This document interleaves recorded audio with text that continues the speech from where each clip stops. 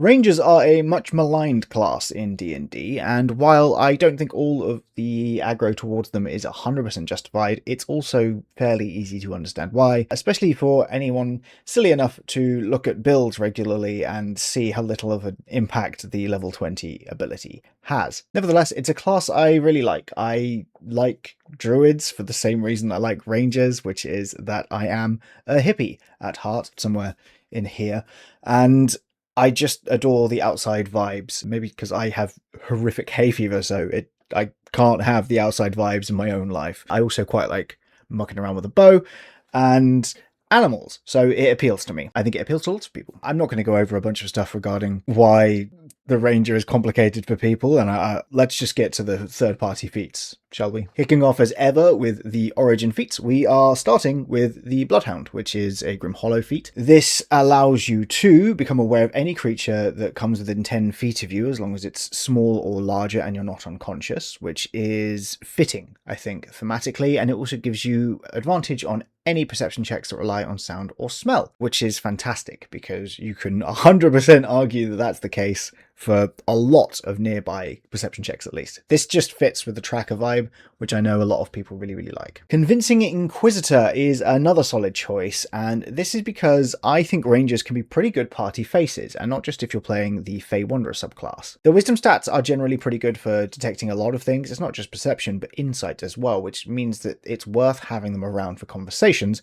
And Convincing Inquisitor helps you utilize that strength a little more efficiently. So along with the lack of disadvantage to influence hostile creatures, and you get advantage on influencing indifferent creatures, you can also use any ability modifier when using the influence action to make an intimidation or persuasion check. This means you can actually use your dex, which is cool, but also your wisdom if you're going for a wisdom first ranger. Along with that, if you do succeed on an insight check against a creature, you have advantage on initiative rolls involving that creature for an hour, which is just kind of neat. Hunter of Hunters is, I mean, it's in the name, really. As a bonus action, you can scrutinize a creature to ignore the creature's damage resistances, if any, on your next turn, as long as you hit them before your next turn, sorry. And you also get advantage on ability checks to recall information about a creature. So it's a nice little one. I don't think it's as good as the others, but it's there. Resolution of the Syndicate is a solid one generally, but also because it ties into an origin feat, which is the penultimate choice on the list. That's not me carroting you along. It's just I do think is alphabetically. This not only gives you an extra d4 on the first hit on your first turn, which goes up to 4d4 level 16, which is nothing to sniff at. It also gives you extra HP, and if you're going for a more melee-focused ranger, that can be a big deal. If instead you prefer to go for something of a medical ranger, then Triage Expert is going to help. It allows you to use something called Blood and Bone, which allows you to expend a use of a healer's kit to heal a creature within 5 feet of you, and actually allow the creature to roll a hit point die to regain that number of hit points, which isn't normally how that works. Along with that, when you do that, you can roll an extra die and discard the lowest one, which is useful. Next, we are on to fighting style feats. There's only a couple of these this time around. Dual Shot allows you to, when you take the action on your turn with a bow or crossbow, make an extra attack as part of the same action against a creature that's within 10 feet of the original target within range.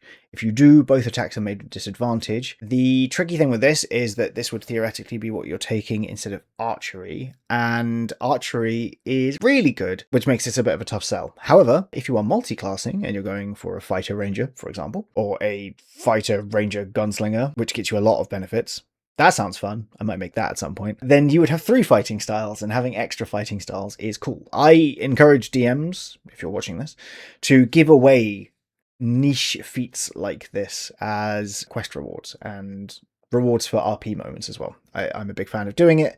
There are way too many feats if you end up including all the third-party things, and there's a lot that could get missed out on, but do add a lot of flavour to a character. This is one of those, or at least mechanically, it's a good one. Mobile Combatant is another fighting style feat, and this allows you to, when you take the attack action, gain an extra 10 feet of movement, and also gives creatures disadvantage on any opportunity attacks when you do that, which is cool. Now we are on to the general feats, and we are starting off, of course, with Focused Critical. You've seen me talk about this lots of times, and if this is your first video of mine, you can assume this isn't any of the videos where I'm talking about damage. It's just very good.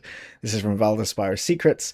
It allows you to increase your strength or dex by 1 and means that you can crit on 19 or 20. I have said this before as well. I like letting this stack with other crit bonuses. It doesn't, rules as written, but you know, if someone wants to go all in on critical hits, then that's fine. It's fun. Let them. Next is Gun Mage Adept. This is a good one because it not only boosts your dex, which is useful, it gives you proficiency with ranged martial weapons, which you're not going to need as a ranger, but it does give you the Finger Guns cantrip, which is a fancy cantrip which does 2d6 of damage and has the slow property. It also gets better and better range as you level up. It also gives you access to a bunch of cool spells, with the big one here really being the Ballistic Smite. This allows you to expend a spell slot to add 2d6 of acid, cold, fire, lightning, poison, or thunder damage, and you get to add an extra d6 for every spell slot above level 1. The key thing is that this is a ranged smite, not a melee smite, which means that you can benefit from it quite well as a ranger. Combos quite nicely with Hunter's Mark, because you're getting more d6. It's just fun to roll a lot of dice, right? Iron Hero is also from Valda Spire of Secrets. It allows you to improve your strength of dex by 1. It gives you an extra 2 AC if a creature with a higher CR than your level is trying to hit you. It gives you advantage on attack rolls against any creatures that have downed one of your allies since the end of your last turn. And it also allows you to use your reaction to stop legendary actions. As ever, I do implore you to talk to your DM about this specific thing, because it doesn't have a range on it, and it should. So figure that out.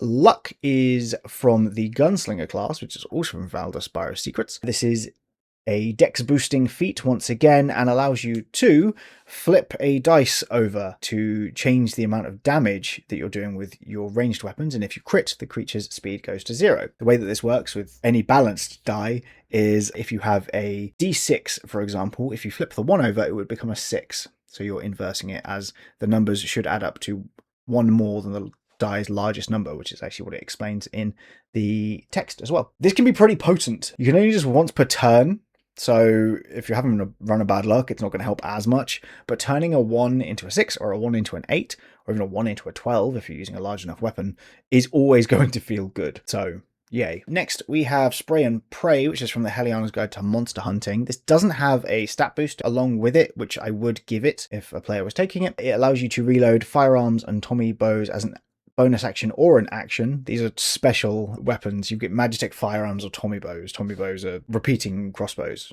basically, because that's how they work. You get multiple crossbows stacked on top of each other, is my understanding. Being within 5 feet of a hostile creature doesn't impose disadvantage on your attack rolls. When you attack with a one-handed weapon, you can use a bonus action to attack with a one-handed firearm or Tommy bow you're holding. And after you attack with a Tommy bow or magic firearm, you can use a bonus action to quickly make 1 or 2 additional ranged attacks with the same weapon.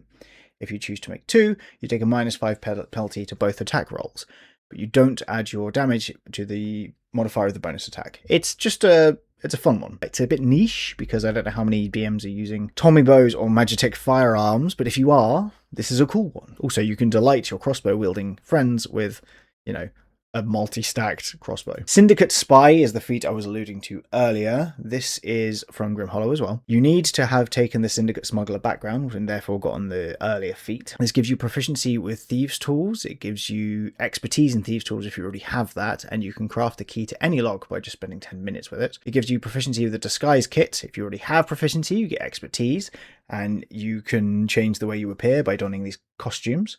You also get proficiency with the Forgery Kit, and again, expertise if you already have it, and you can take the Hide action even when you're only lightly obscured by creatures that aren't hostile to you. Full Assassin's Creed style hiding. It's sick. Again, this one doesn't come with a stat bonus for some reason. Maybe it's because of all the expertise, but I think it should, because I think all general feats should.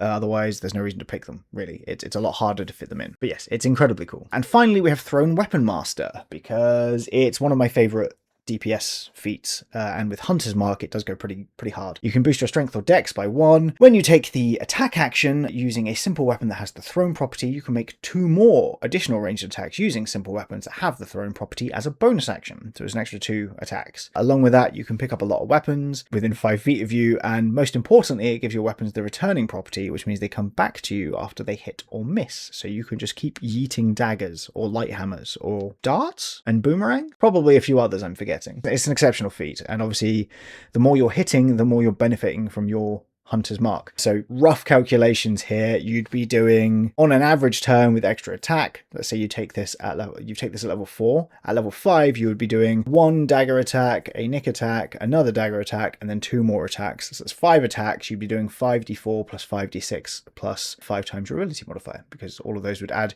your ability modifier. I'm assuming you've taken 2 weapon fighting is your feat, although thrown weapon fighting is also a very good fighting style if this is what you're going for. Yeah, that is it for this one. I hope you had fun with the Rangers. I did. I've actually got a Ranger build coming up on Thursday. I know what day it is, just because I'm recording this in the past. Who knows how long ago it was when I am here right now and you in the future are watching me. That's assuming you're watching on the day this comes out, which you're probably not. 4 p.m. is a weird time to release things for the UK, but I have to release it for the US audience. It's a whole thing, really. Anyway, if you enjoyed this, and I hope you did, please like and subscribe. I hope that you are well and that you are doing well and continue to do well all the time, forever. And have a lovely week. And I will see you whenever I next see you. Goodbye.